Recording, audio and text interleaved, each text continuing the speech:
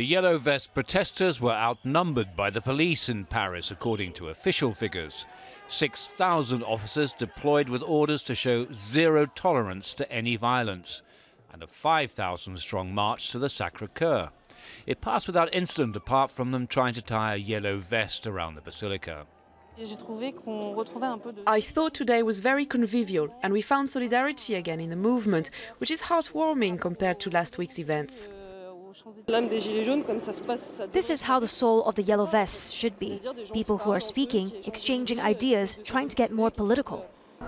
The Yellow Vests seem determined to make sure that their protest remains peaceful and that the reasons they're protesting are valid, and President Emmanuel Macron must answer their questions. There were sporadic clashes when the demonstrators dispersed, but on no significant scale. Across the rest of France, though, the picture was not so peaceful.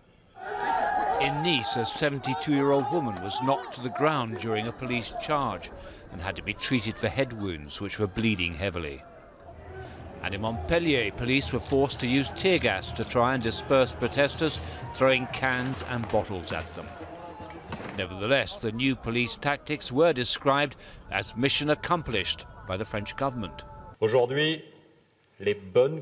Our instructions for firmness were respected and enabled order to be maintained and prevented things from getting out of hand.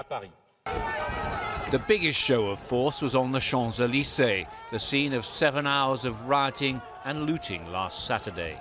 This time, not a single yellow vest managed to penetrate the thick blue line surrounding the most famous street in France. And the police only managed to do it because behind the scenes it was the army who were guarding many public buildings.